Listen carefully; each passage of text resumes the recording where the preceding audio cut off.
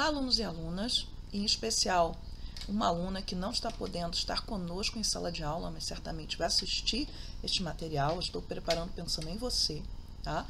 Hoje nós vamos falar da consolidação do segundo reinado, da posse de Dom Pedro II e dos seus primeiros anos e das questões políticas, as questões internas do Brasil da época, tá? Dom Pedro II ele chegou ao poder pelo que a gente chama de golpe da maioridade, em que o Partido Liberal, que estava alijado do poder no final da regência, então a regência foi de 1831 até 1840, vai manobrar a opinião pública, utilizando seus jornais, pressionar o Senado, para que se reduza a maioridade de Dom Pedro. Então ele deveria esperar até 18 anos para assumir o trono, já tinha sido reduzido no ato adicional de 1834, porque antes era 21.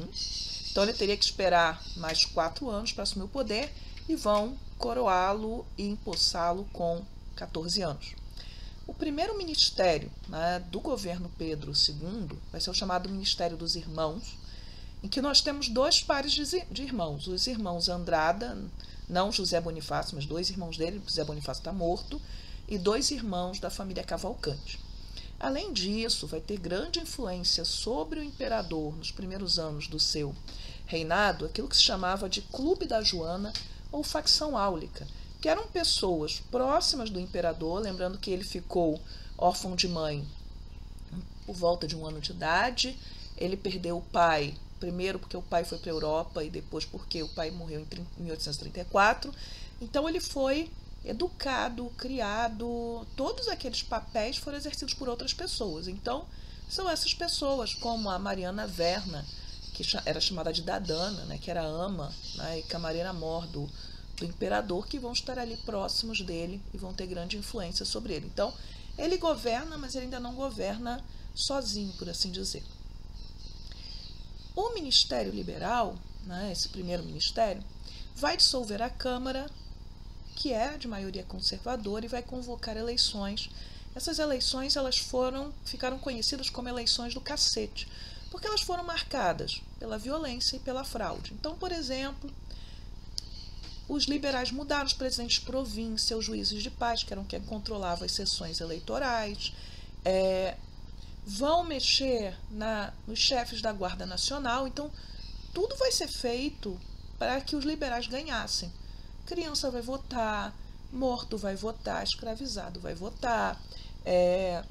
Você vai formar milícias, que eram sujeitos que usavam lenços amarelos no pescoço, daí chamados de papos amarelos, que vão roubar urna, tocar fogo em urna, aterrorizar os eleitores. Então, os liberais vencem, mas os conservadores vão gritar imediatamente que houve fraude, além de outros setores da sociedade. E aí, esse gabinete liberal não dura muito, porque nós temos a questão da fraude, o fato dos liberais estarem favorecendo o fim do tráfico negreiro, a Lei Feijó de 1831, então, a rigor, o tráfico já deveria ter acabado, e também o agravamento da Guerra dos Farrapos. Então, a Guerra dos Farrapos ela começou em 1835, mas ela só vai terminar em 1845. Então, os liberais vão ser acusados de não estar conseguindo resolver o problema. Aliás, eles perderam o poder em 1837 também sob a mesma acusação.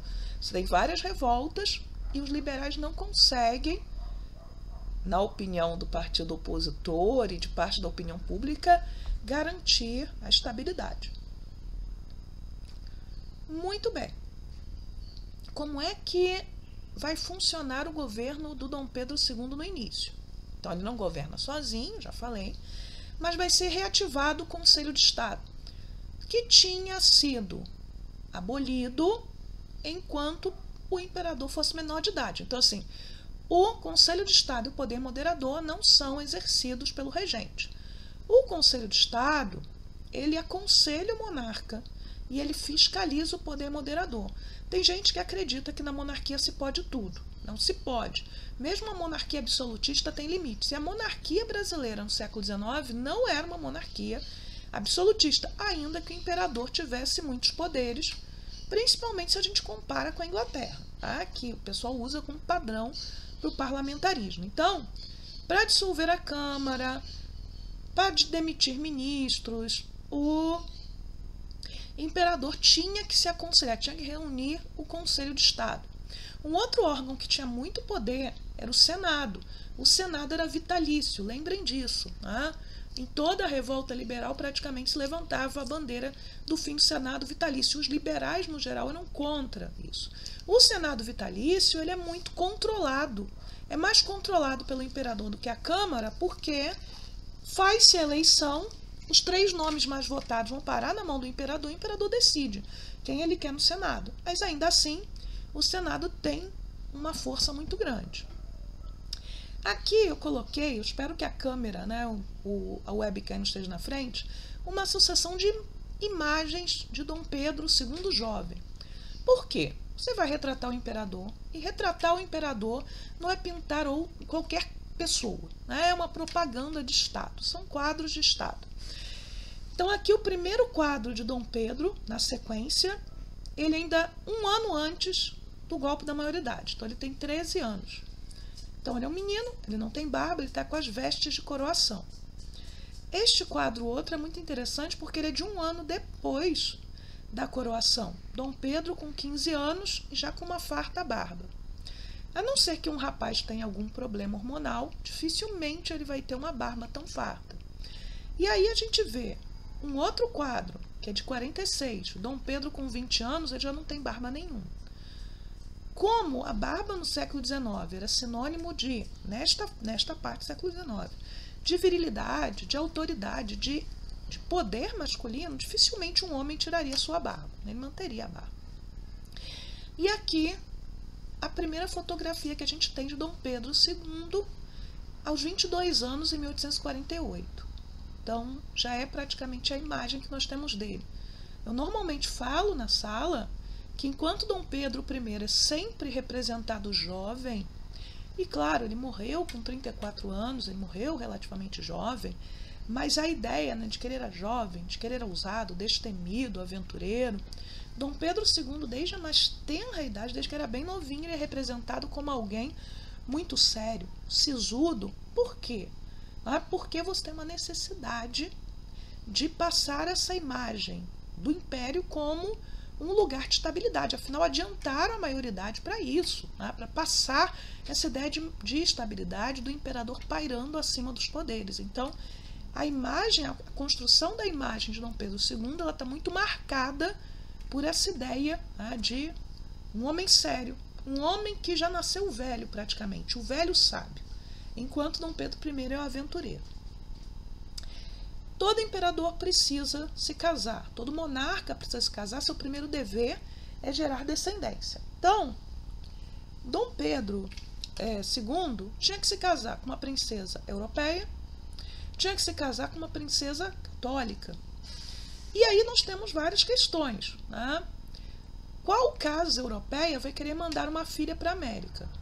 Seja porque a América é do outro lado do oceano, seja porque a fama de Dom Pedro I ainda continuava muito forte. Então, vão ter que procurar muito, não vão se conseguir uma candidata muito rápido. A casa Habsburgo, casa da Áustria, não vai aceitar ceder nenhuma prima para casar com Dom Pedro, e acaba sendo escolhida como noiva a princesa Teresa Cristina do Reino das Duas Sicílias, aquele reino do sul da bota italiana. Era um reino relativamente pobre, se comparado com outros, mas ela tinha sangue Habsburgo e ela tinha sangue Bourbon. E ela vai casar por procuração com Dom Pedro II em 1843. Os quadros que mandam da Teresa Cristina para o Brasil a apresentam como uma mulher bonita para os padrões da época. Mas quando ela chega, Dom Pedro II se sente enganado, né? Então a primeira reação dele não é boa, né? Por quê? Ela não era, né, como nos quadros, ela era muito diferente. Ela era baixinha, ela era menos magra do que seria o padrão da época também, ela mancava de uma perna. E esses problemas, como mancar de perna, etc., estão ligados à consanguinidade, né? Casamentos muito próximos que poderiam trazer uma série de problemas para os indivíduos. Tá? Então, enfim, mas Dom Pedro II tem que cumprir o seu dever. Quando eu dei essa aula na sala de aula, eu lembrei para os alunos, perguntei assim, que escola, né, que movimento literário está no seu auge nesse momento? É o romantismo.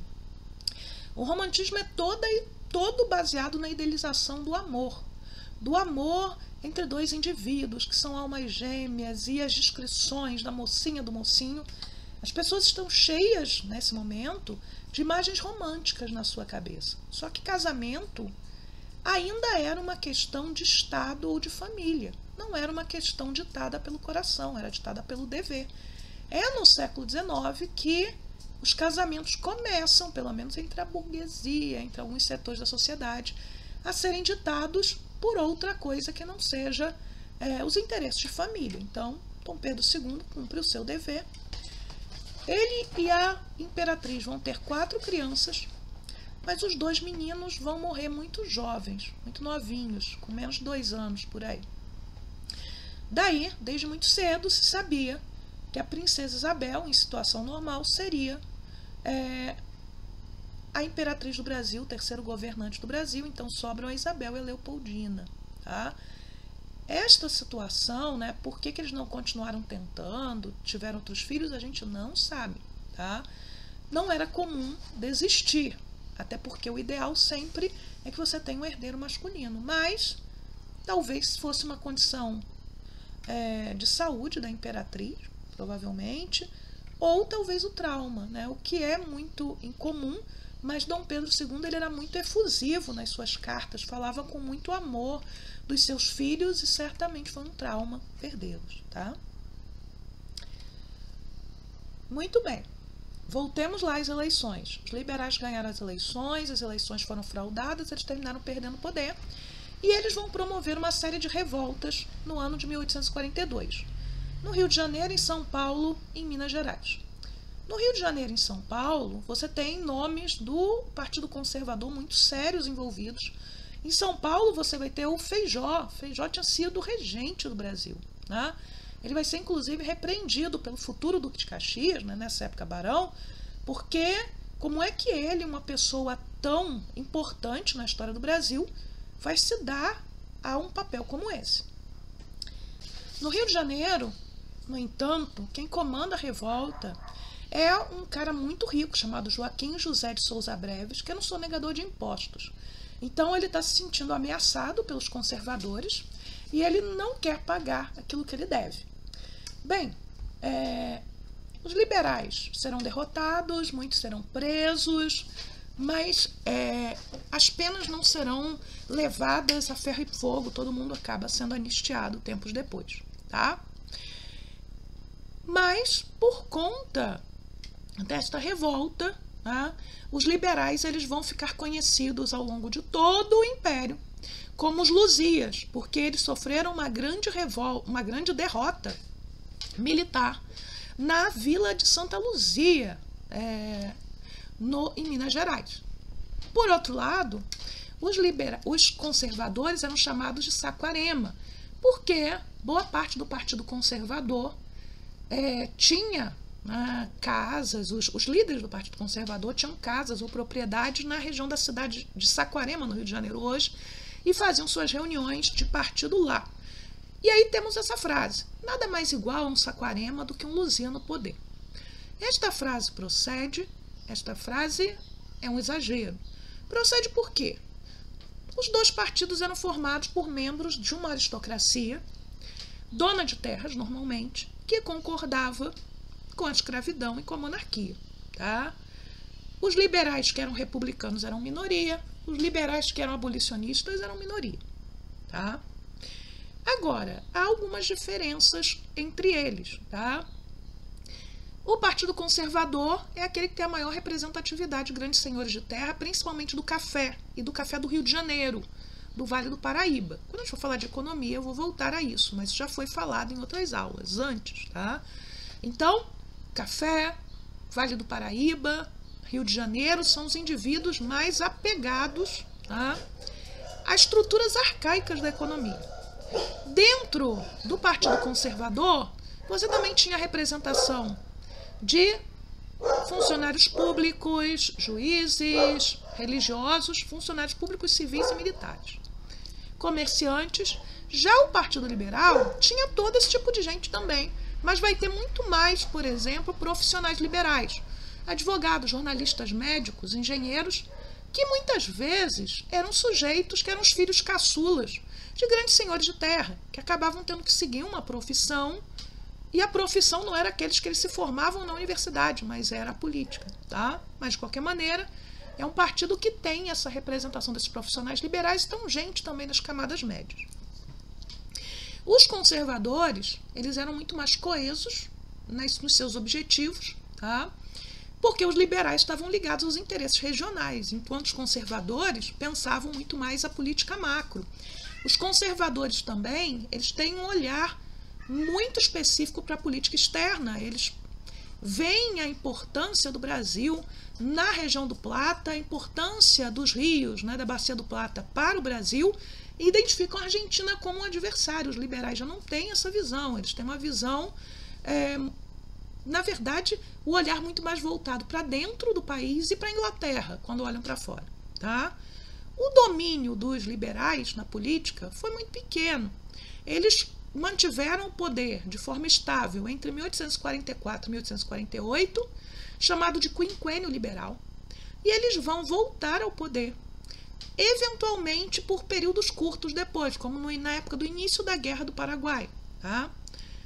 E vão estar no poder junto com os conservadores naquilo que a gente chama de Ministério da Conciliação, que era dominado pelos conservadores, mas eles vão compor com os liberais, com o seguinte objetivo: neutralizar aqueles elementos mais radicais do Partido Conservador, mais reacionários, mais atrasados, e ao mesmo tempo trazer os liberais que estavam afinados com algumas ideias do pensamento conservador para dentro do governo, isolando também aqueles liberais que eram vistos como mais radicais, como os republicanos, por exemplo, tá? As divergências políticas vão ser superadas e esse período vai ser marcado por um grande desenvolvimento econômico do país e pela ascensão do café, tá? O Ministério da Conciliação é o que aparece nesta imagem aqui. E aí, quantos ministérios a gente tinha no Império? Tinha Império, Justiça, Fazenda, Negócios Estrangeiros, Marinha e Guerra. O Império de Assuntos Internos. Aí, em 1860, no meio da Era Mauá, no momento de crescimento, ainda que modesto, da indústria no país, vai ser criado a Agricultura, Comércio e Obras Públicas. A indústria está dentro do comércio, tá? Então, você vai criar um outro ministério, um sétimo, para contemplar essa nova área que estava em desenvolvimento. Muito bem. Algo que marca o Império Brasileiro, que cai nos concursos, que é usado para comparações, é o chamado parlamentarismo às avessas, tá? Por quê? Eu botei vários organogramas aqui, vários esqueminhas. Vamos ver qual que está melhor.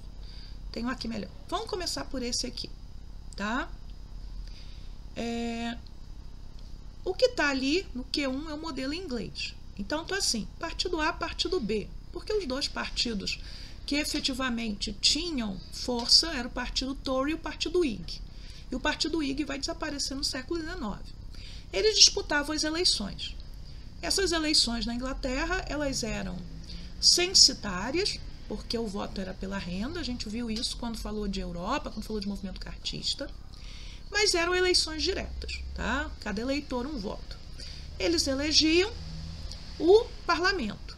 Quem tinha a maioria no parlamento iria indicar o primeiro-ministro. E o primeiro-ministro se apresenta ao rei ou à rainha. No século XIX, nesse momento, é a Rainha Vitória. Então, assim, o rei ou a rainha, a rigor, não interfere nas eleições. Ele está acima das eleições. E dentro do discurso monarquista, normalmente vem essa ideia de que o rei, o monarca, ele não tem facção, não se envolve em facção, ele está acima das facções políticas, tá? No caso do Brasil, ele é às avessas porque o imperador dissolve a Câmara, dissolve o gabinete de ministros e escolhe o novo presidente do gabinete. Como assim? Isso. O imperador escolhe aquele que é o primeiro-ministro. E aí, este novo primeiro-ministro, este novo presidente do gabinete convoca eleições. Se ele é liberal, ele vai tentar favorecer os liberais. Se ele é conservador, ele vai tentar favorecer os conservadores, tá? E aí se forma a nova Câmara. Então veja que no Brasil é às avessas, porque é o imperador que indica quem é que vai ser o primeiro-ministro. Enquanto na Inglaterra, que é o modelo clássico de parlamentarismo, é mediante eleição que o partido que tem a maioria indica o primeiro-ministro. Então, é esta a grande diferença. E esta grande diferença aponta, e aí uma charge interessante, para o poder do imperador. O imperador como fiel da balança, que tem grande influência no cenário político, tá? Que controla ali tanto os conservadores quanto os liberais, tá? Que vai equilibrando ali o jogo político. E, ao mesmo tempo, alguém que controla muita coisa. Controla muitas vezes, ainda que indiretamente, quem recebe cargos políticos. E controla principalmente quem recebe títulos de nobreza. A nobreza no Brasil do Segundo Reinado, ela é criada, não é hereditária, não é nobreza de sangue, a não ser que seu título viesse de Portugal, não fosse do Brasil. Então, esta nobreza, para que você se torne nobre, não basta que você tenha as virtudes ou o dinheiro para pagar pelo título de nobreza. O imperador tem que permitir, tá? Então, essa ideia, né, do imperador, que é quem permite que alguém se torne nobre ou não, ou que certas questões sejam levadas adiante, né? Então, aqui outra chargezinha, ali está títulos de nobreza, e o Brasil representado como indígena. Lembrem aí do romantismo, do indigenismo. Então, o Brasil envergonhado diante da banca de negócios que é o governo. Claro, são charges satíricas, e é bom lembrar de uma coisa. Durante o Segundo Reinado, havia uma grande liberdade para que a imprensa criticasse o Estado, criticasse o governo. Isso desde o primeiro reinado, aliás. A censura, quando ela existia, era muito mais dos poderes locais do que partindo do poder imperial. A censura de cima para baixo, ela só vai se tornar um pouquinho evidente nas disputas do final do Segundo Império, mas a gente vai falar disso depois. Então, é importante marcar isso, né? É um momento de imprensa livre. Daí você ter tantas críticas ao imperador. Vamos lá, vamos falar da última revolta liberal, que é a praieira. E onde ela poderia acontecer, senão em Pernambuco. Pernambuco, berço de vários movimentos. E a praieira, ela tem algumas marcas, né? Ela é liberal, mas ela não é contra a escravidão, pelo contrário. Ela vai ser influenciada pelas ideias que estão em voga na Europa, tanto as ideias liberais. Então, divisão do poder em três, executivo, legislativo, judiciário, os direitos individuais, que lá atrás a gente chamava de direitos naturais, agora são direitos individuais, os direitos do cidadão, mas ela também vai ser influenciada pelas ideias do socialismo utópico. Então, a praieira é um único movimento, né, que vai, no Brasil, que vai receber influência de ideias socialistas, tá? Então, a praieira, ela se chama praieira porque os líderes do movimento são uma dissidência, ou seja, uma facção do Partido Liberal pernambucano que vai se reunir na Rua da Praia, na sede do jornal que eles vão criar. Havia muitos jornais no século XIX, porque embora você tivesse uma população muito analfabeta, ou seja, bastava que uma pessoa soubesse ler, ela podia ler o jornal para todo mundo, então as ideias se difundiam. O Partido da Praia é formado por camadas médias, é formado até por gente pobre, mas é formado também pelos novos ricos. Havia no Recife, havia em Pernambuco, o predomínio de velhas famílias, algumas famílias do início da capitania, outras famílias que tinham se formado, seu poder vinha da época dos holandeses, eles discriminavam o dinheiro novo. Não basta ser rico, né, para poder ser aceito dentro do círculo dos ricos, né, porque existe nome, existe sangue, existe tradição, há outras coisas aí envolvidas, tá? Vocês devem lembrar das aulas de Max Weber. Max Weber fala, o sociólogo fala bastante sobre essas questões. Então, a briga do Partido da Praia era contra o Partido Liberal, tá? Não era necessariamente contra o Partido Conservador, até porque havia as questões locais, o monopólio da terra, o monopólio do comércio por parte dos portugueses, do comércio a varejo. Isso causava um forte sentimento anti-lusitano, então a praieira também é o último dos movimentos anti-lusitanos. Havia, né, essas rivalidades que vão fragmentar o Partido Liberal. Mas pouco importa isso. Quem era rico estava no poder em Pernambuco. Rico de dinheiro velho, não de dinheiro novo. Até 1844, que é o início do quinquênio liberal, e aí vai ser colocado um novo governador, que é o Antônio Pinto Chichorro da Gama. Vocês não esqueceram esse nome, não que esse nome vai ser cobrado de vocês, mas porque é um nome muito característico. Ele vai ser mandado como presidente da província, ele não conhece as disputas locais a profundo, e ele vai tomar por aliados os membros do Partido da Praia. Então, entre 1845 e 1848, o Partido da Praia está no governo. Só que aí o poder dos liberais vai acabar lá na corte. E o Chichorro da Gama vai ser destituído. E todo mundo que tinha recebido cargo público também vai ser expulso dos seus cargos. Mas vão se recusar a entregar esses cargos. Começou a praieira. Os dois líderes mais lembrados da praieira são o Pedro Ivo, que vai ser o comandante militar, e o Borges da Fonseca, que é um jornalista. Lembrem que o centro do Partido da Praia é o Diário Novo, é um jornal que é influenciado por essas ideias socialistas utópicas que vêm da Europa. E os praieiros, eles vão lançar o chamado Manifesto ao Mundo, que é um documento curto, mas que sintetiza boa parte das ideias que estão circulando. Então ele está aqui nos slides, vocês podem consultar.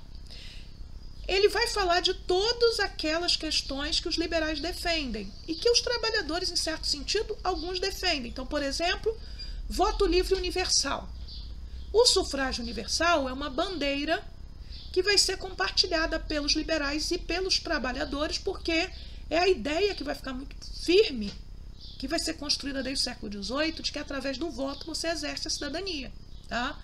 Liberdade de imprensa, mas ele vai falar que todos precisam ter um trabalho digno. O Manifesto ao Mundo vai dizer que os comerciantes portugueses deveriam abandonar seus negócios, que só os brasileiros poderiam praticar o comércio a varejo, defende que os portugueses sejam expulsos, defendem a distribuição em 3 poderes, defendem o fim do poder moderador, defendem o federalismo. Eles são republicanos, tá? Fique claro, eles não são monarquistas. Então, eles querem maior autonomia para as províncias. Eles querem, né, uma reforma da justiça. Eles querem uma reforma da Guarda Nacional, cujo recrutamento era pela renda.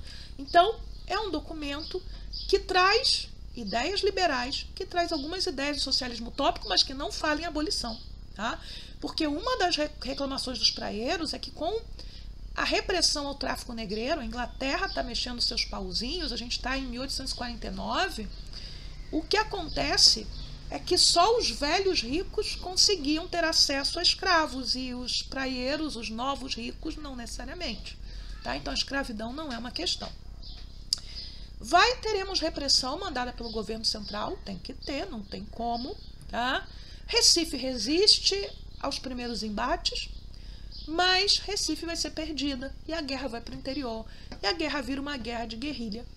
E ela vai seguir até 1850, quando nós temos a derrota dos praieiros, a captura do Pedro Ivo e de outras lideranças. Aqui um mapa mostrando aí o caminho percorrido, né, onde você vai ter luta, onde você vai ter embate, onde você vai ter guerra de guerrilha, que é feita por quem tem menos condições militares, mas domina o território e pode usar esse domínio do território, esse conhecimento a seu favor.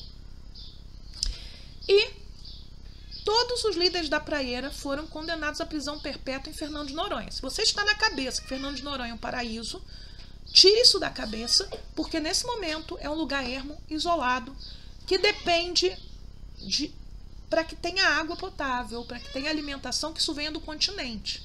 Então, assim, estar em Fernando de Noronha não era uma coisa agradável, tá? Poderia significar que se o navio não conseguisse chegar com os víveres, você ia morrer, tá? Mas essa prisão perpétua demorou pouco. Em 28 de novembro de 1851, menos de um ano depois, todo mundo foi anistiado, mas o Pedro Ivo se recusa a aceitar a anistia, porque ela implicava, no caso dele, que ele não podia voltar a Pernambuco por 10 anos. Ele tinha que ir para o Pará. Ou seja, ele tinha que ir para uma outra prisão, né, pela distância, pelo isolamento. Mesmo livre, ele não estaria livre, é isso que eu estou dizendo. E aí ele vai ser mandado para uma prisão no Rio de Janeiro, mas ele consegue fugir no meio do caminho e vai em direção à Europa. Ele tem apoio, mas ele morre antes de chegar na Europa e ele vai ser sepultado no mar. Então, a praieira é este último movimento liberal. Lembrando que em 1848 começou o parlamentarismo às avessas, então a estabilidade política ela já está se construindo dentro do Império. Não teremos mais problemas de revoltas, nada disso. Tudo isso vai ficar enterrado aqui. E a gente vai terminar esta aula de política interna falando de um assunto que não é bem interno, mas é também, que é a questão Christie, tá? Que vai de 1862 até 1865. Então, o embaixador da Inglaterra, William Dougal Christie, ele era um sujeito experiente, já tinha passado por vários postos diplomáticos na Argentina, no Paraguai, em outras regiões da América do Sul e América Latina. Mas ele, em todo lugar que ele passava, ele dava problema. Tá? Isso provavelmente adivinha do fato dele se achar superior aos latino-americanos. Ele era um abolicionista extremado. Então, mesmo com a proibição do tráfico negreiro em 1850, ele não lhe agradava o fato de você ainda ter escravidão no Brasil. E ele vai ficar conhecido por cometer uma série de gafes diplomáticas também, né? Coisas que poderiam soar como ofensa. Como, por exemplo, ser convidado, como todo o corpo diplomático, para o aniversário do imperador, todo ano, era comemorado, e ele faltar e não dar explicação. Tá? Mas como é que começa a questão Christie? Entre 5 e 8 de junho de 1861, um navio britânico, um navio mercante, o Prince of Wales, ele está indo para a Argentina e ele vai naufragar, quer dizer, ele está voltando da Argentina, na verdade, e ele vai naufragar nas costas do Rio Grande do Sul. Este navio vai ser encontrado os restos do navio, corpos irão dar nas costas do Rio Grande do Sul. São identificados, né, que é um navio britânico, que os mortos provavelmente são estrangeiros. Será avisado o consulado britânico no Rio Grande do Sul. Porém, né, a carga vai desaparecer. Então a carga vai ser roubada, né, pela população local. Isso era algo recorrente. Os investigadores britânicos, né, eles vão chegar àquela pequena vila onde os destroços tinham dado, vão notar a ausência da carga, vão exigir que o juiz de paz dê conta, ele não vai dar conta, vão desconfiar que o alarme do naufrágio foi atrasado exatamente para facilitar o saque, vão relatar tudo isso ao Rio de Janeiro e ainda vão levantar a hipótese de pirataria, né, que o navio teria sido atacado por brasileiros. Não foi o caso, mas eles vão acusar. O embaixador vai comprar essa história e vai mandar navios de guerra para o sul do Brasil, navios britânicos, e vai exigir que o governo brasileiro puna os saqueadores. Ia ser complicado, punir uma cidade inteira, enfim. Aí, isso aí, no ano seguinte, em 1862, nós temos um outro incidente. 3 oficiais britânicos bêbados no centro do Rio de Janeiro vão ser presos pela polícia, vão passar a noite na cadeia. No outro dia vão ser entregues às autoridades britânicas. Este era a norma porque havia acordos desde a época de Dom João que davam aos britânicos o direito de serem julgados por magistrados britânicos segundo as leis britânicas. Esses britânicos eles vão acusar a polícia brasileira de abuso de autoridade, de violência, e o Christie vai se posicionar novamente. Então, o Christie ele vai exigir que o governo do Brasil pagasse a indenização pela carga do Prince of Wales, que ele que vai dizer quanto era. Tá? Então ele volta no assunto e ele vai exigir que os policiais e o delegado que prenderam os britânicos sejam demitidos. O governo brasileiro vai fazer pouco caso, vai recusar. E aí o Christie vai dar uma ordem que deixou todo mundo surpresa. Ele dá ordem para todos os navios britânicos que estivessem ali, perto do Rio de Janeiro, navios de guerra, que eles se posicionassem, fechassem o porto do Rio de Janeiro, capturassem 5 navios brasileiros que pudessem compensar a carga perdida do Prince of Wales e ameaçassem bombardear o Rio, caso não se pagasse a indenização. O governo brasileiro, diante da ameaça, que era uma ameaça real, uma ameaça de guerra, né, vai pagar o quanto o Christie exigia, que eram 3.200 libras. Era muito, muito, muito mais do que valia aquela carga. O Christie vai ser expulso do Brasil, tá? E as relações entre Brasil e Inglaterra vão ficar rompidas.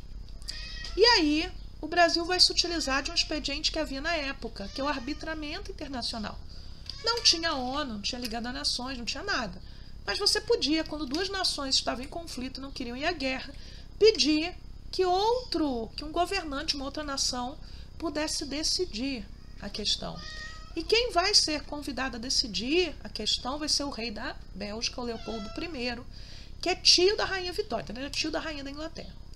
Ainda assim, ele decidiu a favor do Brasil, tá? Vai dizer, né, que a Inglaterra tem que restituir os 5 navios e que o Christie deveria ser punido de alguma forma, que o Brasil tinha que ser compensado, enfim. A Inglaterra simplesmente ignora, não vai compensar o Brasil, não vai devolver os navios e nós vamos ficar com a Inglaterra e o Brasil não conversam, tá?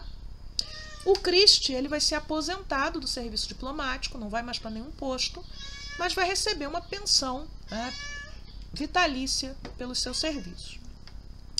Como é que o Brasil e a Inglaterra voltam às boas? Ou por que voltam às boas? Primeiro, o Brasil precisava de dinheiro, principalmente para a Guerra do Paraguai. A Guerra do Paraguai começou em 1864. Então, o Brasil vai ter que negociar, né, o restabelecimento dos laços diplomáticos para poder ter acesso a empréstimos regulares. Eles estavam sendo feitos por baixo dos panos, tá? Mas não oficialmente. Então, assim, o Brasil, né, ele sai internacionalmente reconhecido como vítima, inclusive muitos políticos ingleses se posicionaram a favor do Brasil, mas o Brasil ele vai ter que engolir aquela ofensa, porque não vai receber compensação nenhuma, não vai ter seus navios devolvidos. Então, esta é a nossa aula de política interna. E agora, depois, né, vocês podem assistir a aula de economia, ou antes também, não vai fazer tanta diferença na ordem. Mas é isso. Tchau, tchau para vocês.